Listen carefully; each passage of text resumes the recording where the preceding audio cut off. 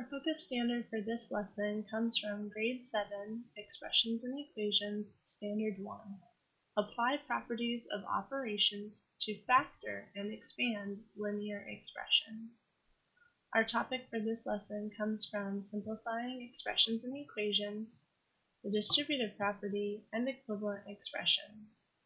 Our essential question is, how can we use the distributive property to write equivalent expressions? Please take a moment, pausing the video if you need to copy down the topic and essential question into your header, along with today's date, save your question column and your note column, and resume the video when you're ready to begin. So I want to start off our video with a little reminder from the first video lesson in this unit, which is to be equal means to have the same value. So today, we're going to be talking about the distributive property and how to use that, when to use that, to write equivalent expressions, meaning expressions that have the same value, even if they don't look the same. So let's go ahead and look at our first one. For example A, we have the expression 2 times the quantity x plus 4. So we want to think about this. Oftentimes, especially up to this year when we've seen an expression like this, we think of order of operations. And we think, oh, well, we have to do parentheses first, and then we would multiply by what's outside the parentheses. But if you notice, we have a variable in this first term in this expression, x plus 4. And because it's a variable, we don't know what its value is at this time. And so we can't add 4 to a value that we don't know. So this is the most simplified as this part of this expression can be, x plus 4. There's no more work we can do in these parentheses. But the fact that this is in parentheses is telling us this is one group, and the number outside this factor is saying, well, I have 2 of those groups. So we could draw a representation of that expression, and it would look something like this. Here we have the first group, x plus 4, and we are using this as our x variable and 4 units to make our constant. And this factor again is telling us, well, we have 2 of those groups. So here's another x plus 4. And we want to write an expression that would be equivalent to say, I have 2 groups of x plus 4. Can you think of another way to write that? Well, you could write it like this. And say I have x plus 4 and x plus 4, but that's not really very simplified. So we could add our combine like terms, right? We've been talking about that. And say, well, I have 2 x's. I can see it here or here. So I have 2x, and I have 8 units, the positive 4 from the first group and the positive 4 from the second group. So I have 2x plus 8, and that would be fully simplified. The like terms are together. Here we have the term with the variable first, and the constant term listed last. So it's not only is it simplified, it's written in the correct order. So we started with the expression 2 times the quantity x plus 4, and we wrote it as an equivalent expression, 2x plus 8. Let's try another one. Alright, here's our second example. We have 5 times the quantity 2r subtract 7. So what does this mean? Well, once again, we're looking at this expression inside the parentheses, and it's as fully simplified as it can get. We have the term 2r. There's a variable in this term, so we can't do anything else with that. And then we have a constant here, and there's no other constants. So the expression inside the parentheses, we've done all we can, or it's already simplified. And then we have a factor outside the parentheses of 5. So how might we model this expression 5 times the quantity 2r minus 7?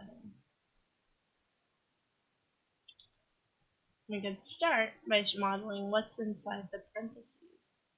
We have 2r, and then I changed my units to be red, from blue to red, to signify that it's a subtract 7 or a negative 7 is another way we can think about that for combining everything together. And how many of these groups do I have? Well, the factor outside tells me of the parentheses tells me I have 5 of those groups. So let's go ahead and make 5 groups of 2r minus 7.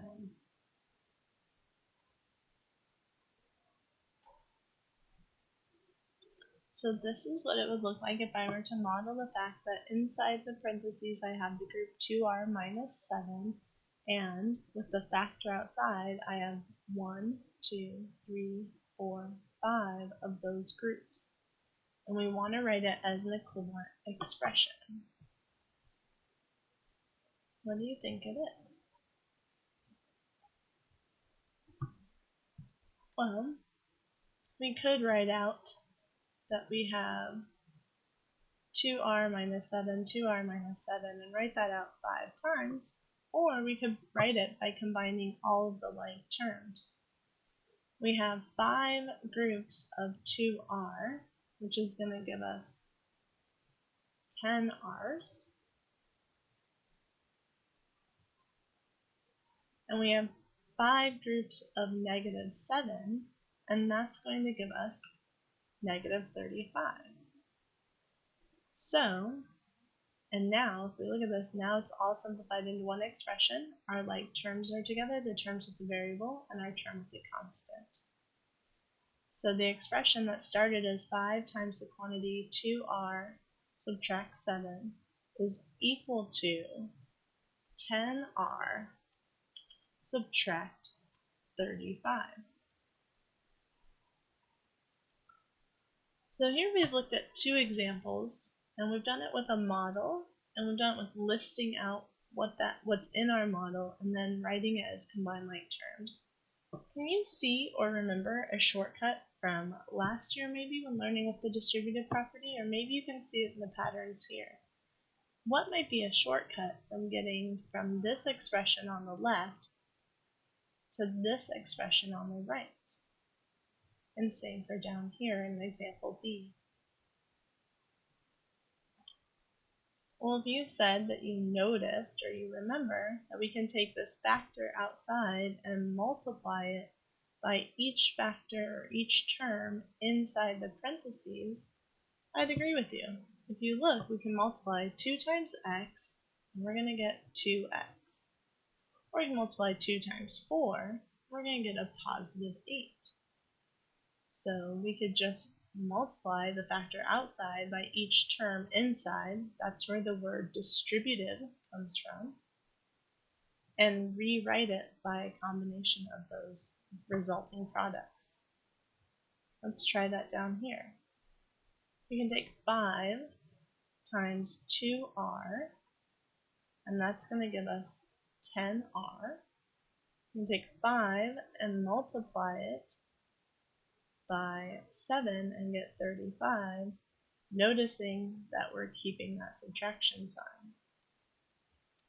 Or we could say we're taking 5 times negative 7, and that would equal a negative 35. So a few ways to think about that. So the shortcut from the distributive property from getting from this first expression with the parentheses and a factor outside is to take that factor and multiply it by each item inside the parentheses. Let's do that with one more example. So here's our third example, and we have 2/3 times the quantity 3 plus 6y. So now what we want to do is maybe see, especially since our factor outside here is a fraction or a rational number, see if we might skip right to that last shortcut that we talked about, where we can take this factor outside and multiply it by each term inside the parentheses. So pause the video and go ahead and take 2/3 times 3 and 2/3 times 6y, and let's see if we agree on what the resulting expression would be. Alright, let's compare. So if we start with that factor outside, 2/3, and we multiply it by 3, if we multiply it using the rule that we put a 1 in the denominator and multiply straight across, then we're going to get 6/3. We then multiply 2/3 by 6y.